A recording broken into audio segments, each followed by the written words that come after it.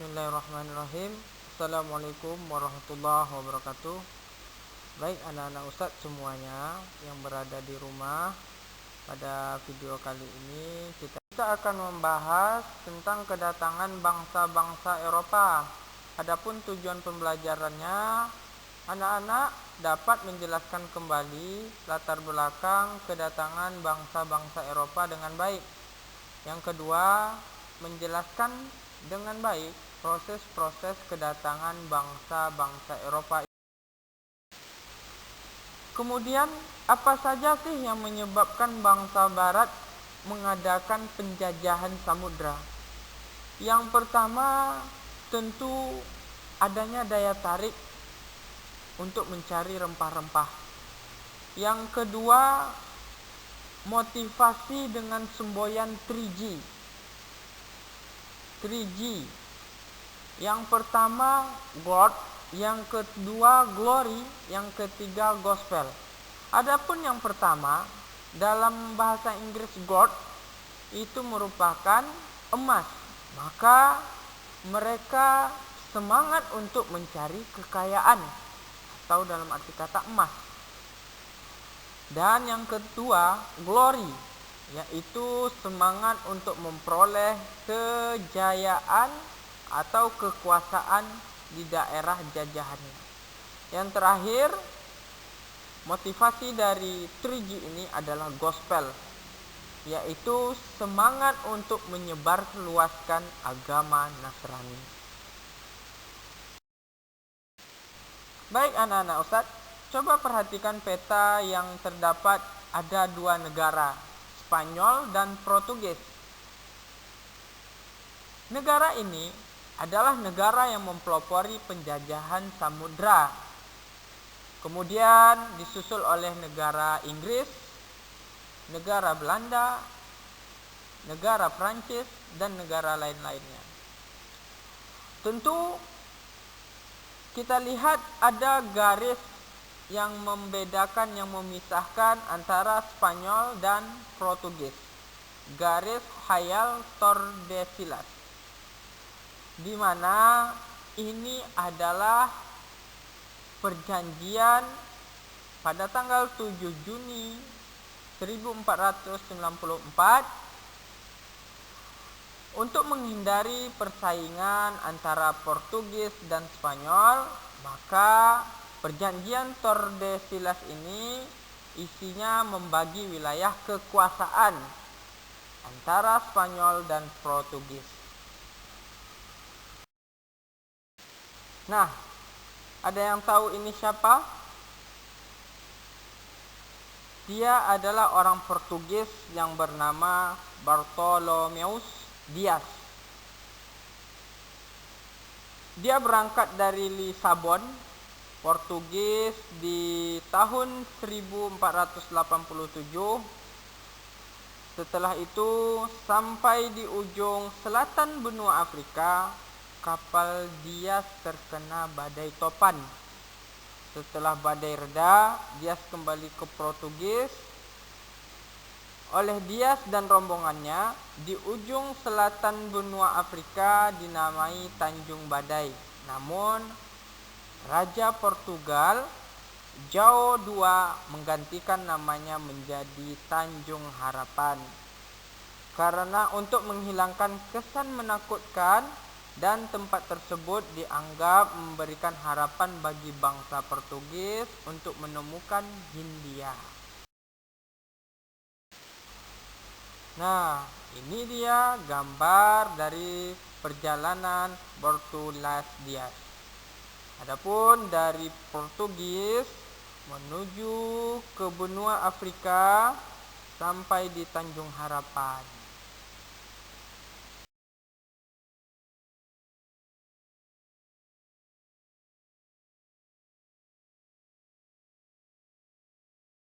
Nah, masih dari bangsa Portugis yang bernama Vasco da Gama. Tepatnya pada tanggal 8 Juli 1497, Raja Portugis memerintah Vasco da Gama untuk mengikuti jejak Dias, di mana dalam ekspedisinya Vasco da Gama ini melalui laut sepanjang pantai Afrika, dan dalam pelayarannya ini Vasco da Gama sempat singgah di pantai Afrika Timur. Kemudian melanjutkan ekspedisinya memasuki Samudra Hindia dan Laut Arab atas petunjuk Muallim Moore. Perjalanan Vasco da Gama tiba di Calcutta pada tanggal 20 Mei 1498, di mana ia mendirikan pos perdagangan. Ia memberi rempah-rempah untuk dikirim ke Portugis dan sebahagiannya dijual ke negara-negara Eropa lain.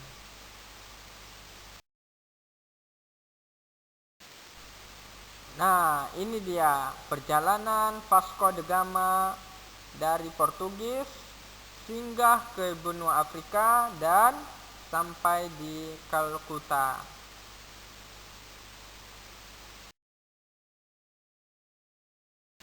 Yang selanjutnya, dari Portugis mengirimkan ekspedisi ke Melaka di bawah pimpinan Alfonso, di mana ekspedisinya ini berhasil menaklukkan Malaka pada tahun 1511. Dampaknya apa? Portugis mengatur kegiatan perdagangan Malaka dengan Cina, India, Arab, dan pedagang-pedagang Nusantara lainnya. Sehingga Portugis secara leluasa dapat memantau gerak langkah lalu lintas perniagaan yang ramai di Selat Melaka ini.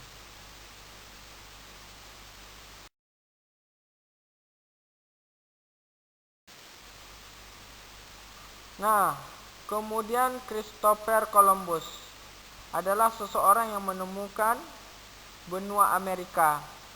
Di tanggal 3 Agustus 1492, yang menggunakan 3 buah kapal pemberian dari Ratu Isabella, kapal Santa Maria, Nina, dan Pinta. Lebih dari 2 bulan, Columbus mengarungi Samudra Atlantik sampai di Kepulauan Bahama, tepatnya di perairan Karibia. Ia ingin mencari sumber rempah-rempah di dunia timur. Setelah ia sampai, ia pun menamai penduduk asli di kawasan itu sebagai Indian. Selanjutnya, Kepulauan Bahama dikenal sebagai Hindia Barat. Adapun yang ikut bersama dia adalah seorang penyelidik yang bernama Amerigo Vespucci. Di antara tahun 1492 sampai dengan 1504. Terhitung sudah 4 kali melakukan perlayaran. Dan adapun benua Amerika diambil dari nama seorang penyelidik yang ikut bersama dia, yaitu Amerigo Vespucci, untuk menghargai atau menghormati orang yang ikut bersamanya. Kemudian yang terakhir, yaitu yang bernama Ferdinand Magellan. Di tanggal 10 Agustus, ia mulai berlayar di tahun 1519, yang didampingi oleh Kapten Juan Sebastian Elcano dan seorang penulis dari Italia bernama Pigafetta. Penulis inilah yang mengisahkan perjalanan Magellan Elcano dan mengelilingi dunia dan membuktikan, orang pertama kali membuktikan bahwasanya bumi itu bulat seperti bola. Kenapa? Pada tahun 1520, setelah menyeberangi Samudra Pasifik, sampailah rombongan Magellan di Kepulauan Massafa, atau yang pada saat ini diberi nama Filipina, mengambil dari nama Raja Spanyol, Philip II. Dalam suatu pertempuran melawan orang Mactan, Magellan gugur tepatnya di tanggal 27 April 1521. Akibat peristiwa itu, rombongan bergegas meninggalkan Filipina atau Kepulauan Massafa tadi yang dipimpin oleh Sebastian Elcano menuju Kepulauan Maluku. Kemudian Magellan dianggap sebagai orang besar dalam dunia pelayaran karena menjadi orang pertama kali berhasil mengelilingi dunia. Maka Raja Spanyol pun memberi hadiah, sebuah tiruan bola bumi, dan pada tiruan bola bumi itu dililitkan pita yang bertuliskan, "Engkaulah yang pertama kali mengitari diriku," sebagai penghargaan Raja Spanyol terhadap Magellan.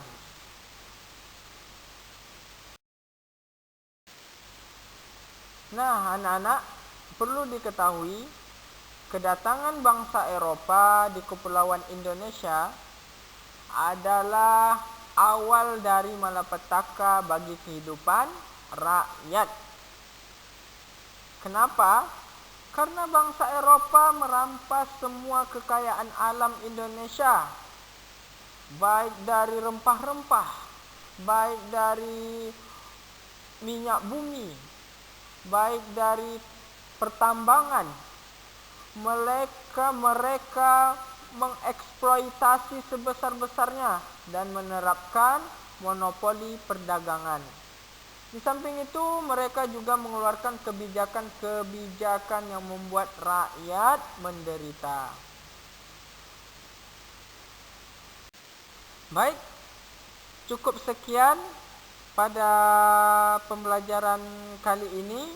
Adapun besok kita akan membahas negara-negara yang menjajah Indonesia, yang memasuki kawasan Indonesia. Ustadz harapkan anak-anak Ustadz tetap di rumah dan selalu menjaga kebersihan dan pola hidup sehat. Ustadz akhiri, Assalamualaikum warahmatullahi wabarakatuh.